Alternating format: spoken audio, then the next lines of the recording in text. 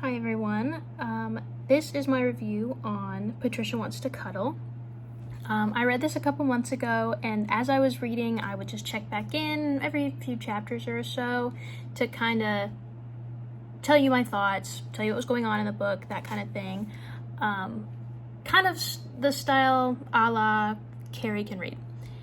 And I think in future videos, I will probably do it more like Rant Reviews does. She does it chapter by chapter, and I feel like that kind of communicates the book better and the things that I liked and disliked better. So maybe I'll redo this video, maybe I won't, I don't know. But you'll notice in this video that I don't have bangs when I'm talking about the book, and that's because I don't believe in continuity. So yeah, I hope you enjoy. And this current version of me, we'll see you in the outro. Okay, so I'm like 20 minutes or so into, or not minutes, pages, sorry, into Patricia Wants to Cuddle. And basically, first of all, opening scene is this woman, unnamed, cleaning up the carcass of a sheep, and it is brutalized. She says that she can't even recognize the head anymore. She only knows it's a head because of the muzzle sticking out, as well as she can't really tell how old the sheep is because it's so messed up. It's missing its front limbs and it's jacked. But she can tell that it's a female and it came from her neighbor. And then says something cryptic like, oh, you know, isn't that the point? The point is to remember, like, that's why this is here. Because she's trying to decide whether or not to stain her deck to fix the problem. Because obviously her deck is now stained with blood. Which is so interesting. I don't know if it's going to have anything to do with the actual plot or anything like that.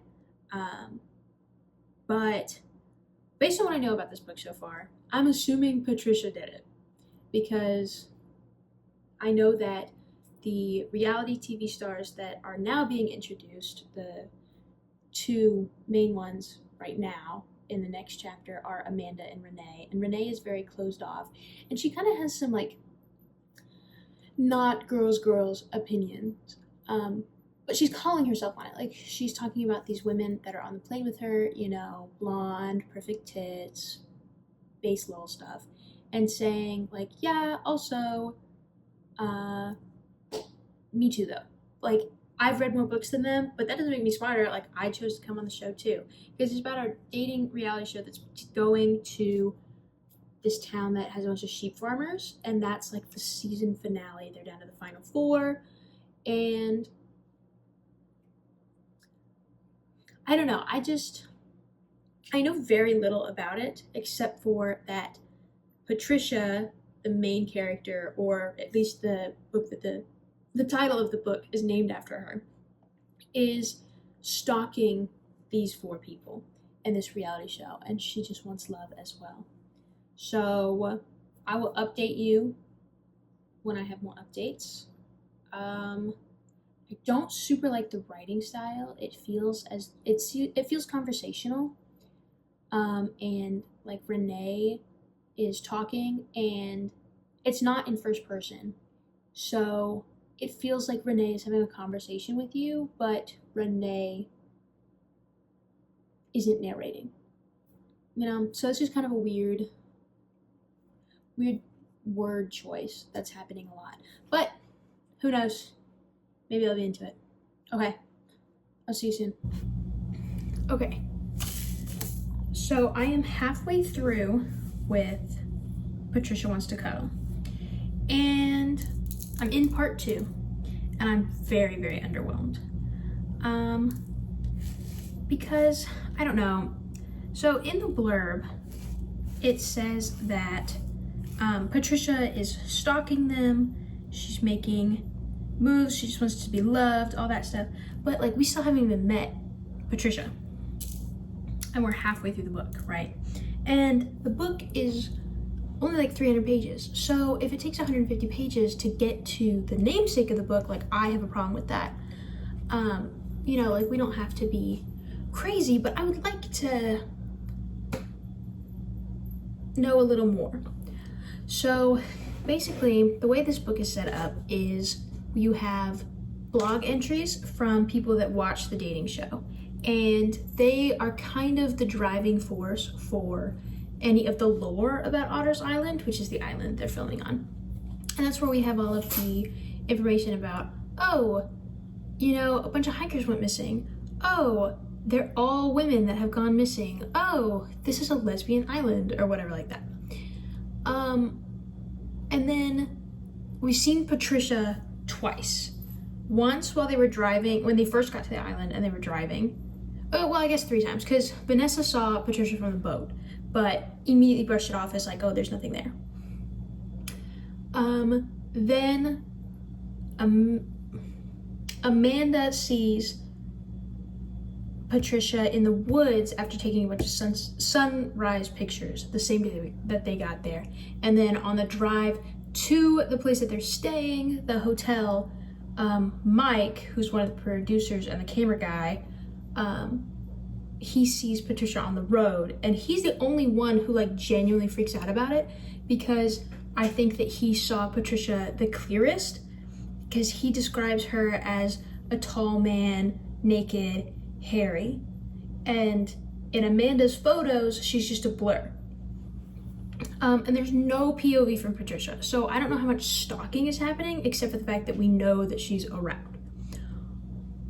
Also, like, it's supposed to be a horror novel. I thought it may not be, I'll go look, but I'm not scared. It's just about the dating show, and I don't care. I truly don't, which sucks because I want to care. I don't know what my phone camera is doing.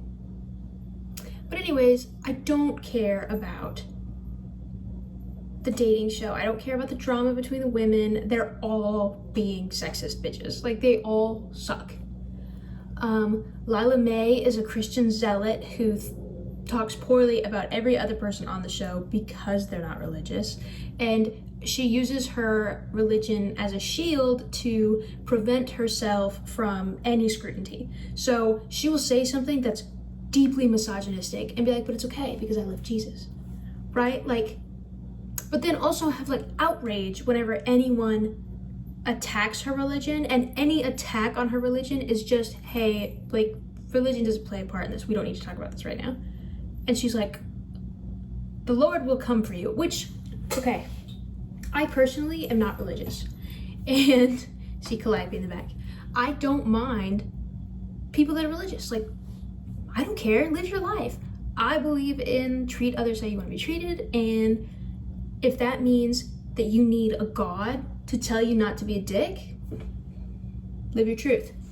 I don't though, so I'm good. So every thought she thinks is both misogynistic and religious.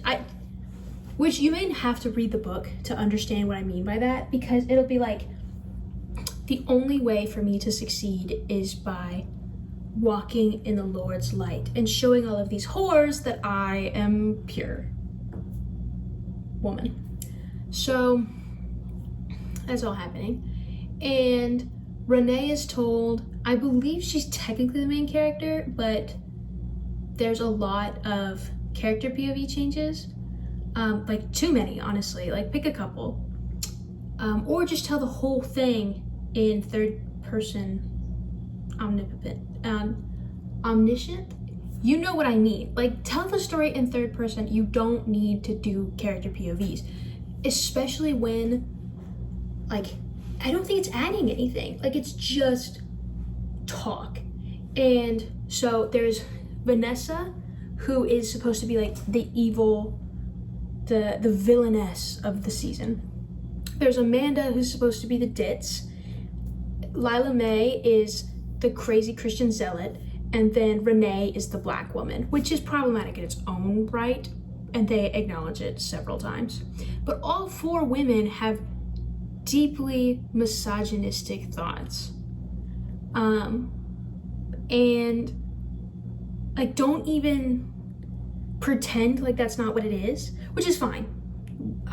Internalized misogyny is for sure a thing and a problem, but like, I just don't root for any of them. And then the other thing that's happening is there are 2 people on the island that are bloggers whose partners or sisters, one of them is a sister, and I think the other one is a partner, that went missing. And so now they're hiking, trying to figure it out. But again, like, Patricia is around. She's there. But she does nothing. Like, are we supposed to be scared of Patricia? Are we supposed to root for her? Like, I have no feelings towards Patricia. I just know she's there. So I have about 150 pages left. I will probably update you one more time before I go to work. Probably finish it before work. But if I don't, then I'll update you afterward.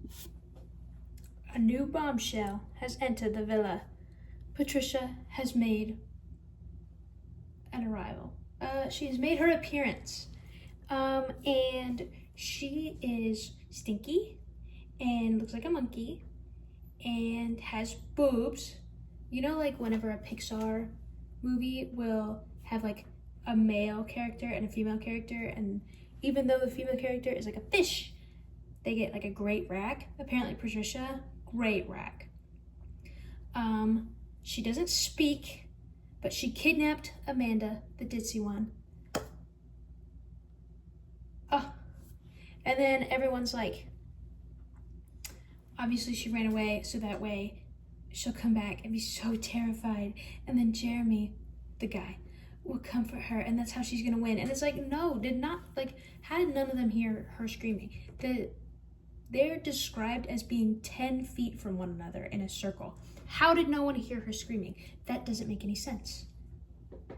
So make that make sense. And now Amanda is in a cave. She's been kidnapped. And Patricia, I'm assuming, just wants to cuddle based on the title. So yeah, I have about, I think 100 pages left. But the fact that Patricia doesn't show up for 200 pages,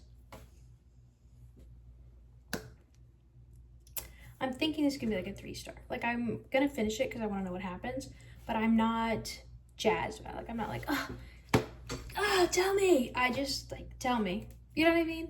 Like, whenever your friend comes up to you and is like, you'll never guess, and you're like, I can absolutely guess. Like, I have a feeling I know what happens, but I'm not gonna say it just in case I'm wrong and I'm embarrassed. Okay? I'll talk to you soon.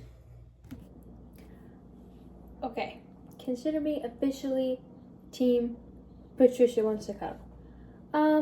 I think in the last 100 pages it really stepped up and became like a thriller novel. It wasn't before that. It just wasn't.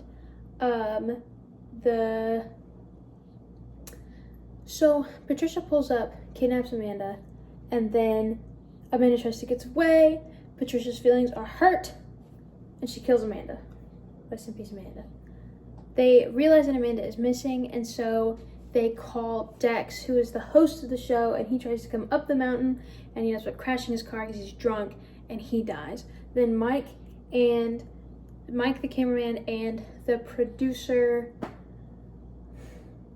Casey, they go down the mountain to go find Dex, and they get shot by Maggie, who is the owner of the hotel, and a bunch of other women.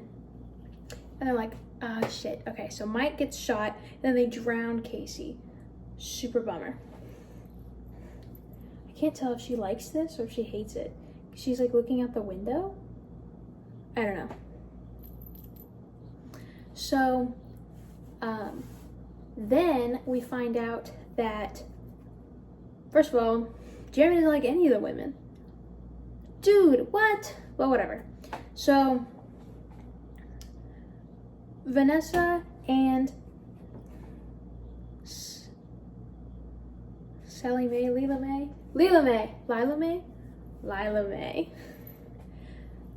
Vanessa and Lila Mae are going at it at the fireplace. They are yelling at each other. They're talking about blah, blah, blah. Girls, there are people dying. You need to pull it together. And Renee is like, fuck this. I'm leaving. Also, the whole time that the women of the island are going to kill Casey, they're talking about like, I wish you could have seen her. I wish you could have understood her. Like, we just knew you wouldn't get it. Is it cult shit? Please don't ice cold shit. So then Jeremy and Renee go try to find Amanda. They find a cave. Well, okay. Renee finds the cave and finds Amanda's head. Gasp. But is like so mean to Jeremy all of a sudden. She's just like, this stupid idiot, this guy doesn't know anything, he doesn't want anything, like he just has no values. I have no interest in knowing him. Why are you still here then? Leave. So she doesn't tell him that his future fiance is, look at her, is dead. Because he's talking about like, oh, well, when I'm into my bride and blah, blah, blah, blah. And she's like, that's not happening. So then Vanessa and Lila Mae go up to the top of this alarm tower because they're hoping that they can find like a siren or see if the police are coming, if anything can be done. And they get up there, they don't see anything. They kind of hash it out a little bit where it seems like they kind of see each other for who they are and kind of admit to their own mistakes, which is great. And Patricia finds them and starts killing Vanessa, and Lila Mae, who hates Vanessa, suddenly changes her mind, helps Vanessa, but unfortunately Vanessa does not get away either. They're both ripped apart, and that is where Renee and Jeremy find and meet Patricia. And Jeremy is like, holy shit, where's my wife, right? And so he attacks Patricia, who is like an 8-foot tall ape woman. Why are we attacking her? That doesn't make sense. You're stupid. So, and also like Jeremy is a irrecoverably bad character. I hate him. I always have, always will. He deserves what came to him because Patricia rips him apart immediately. But he does wound her on the arm. So she's like sitting against a boulder, and Renee is like, she's gorgeous, I must save her. Which is what all the women of the town think. You know, they're like, Patricia. And this whole time, she's just the ape woman, the thing, you know. And then Maggie, the owner of the hotel, pulls up on Renee while she's like tying a bandage around Patricia's arm. And it's just like, hey girl, this is Patricia. She just wants a friend, but she's not the best at it, so she rips people apart, and we help her clean up because we're her friends. And then the epilogue is someone visiting Otter Island and being like, people, you look just like the contestant from that dating show where everyone died. And Renee's like, nope, that wasn't me, but I do get that a lot. And she's like, oh, okay. Well, do you know anywhere me and my friends could go camp? And she's like, I know just the place if you aren't afraid of the Sasquatch woman. That's how it ends. And was it a great book? No. Was it a good book? Also maybe no, but I did have a good time. I would recommend it, but you have to give it so much time to be a good book that it's kind of not super worth it. Okay, so that was my review, and here's some thoughts after sitting on it for a while. I still think that all of the women in that book have such deep internal misogyny that they could really work on, but they can't now because they're dead. But I honestly kind of liked it because in the event that Renee kind of goes through a character arc where she kind of stops having these misogynistic thoughts about the other women and kind of only has them about herself, she starts kind of picking herself apart, where in the beginning of the book she's really picking apart the other women. So I think that is kind of a good arc to have, and it really shows the internal misogyny. And then in my review, I say that it's probably 3 stars, and I don't think that it's worth the 200 pages it gets to meet Patricia. But now, having sat on it for a couple months, I'm actually kind of obsessed with this book. I think about it all the time. I love it. I honestly do think it's worth reading. yes, you only really get to see like the horror or the thriller part for about 150 pages, but if it sticks with you, then isn't it worth it? Like, I don't know. It sticks with me the way the movie Midsummer did, where I just can't help but think about it, even when I don't want to. So, I think that it is worth it. I would probably rate it 4 stars, and I will see you in the next video.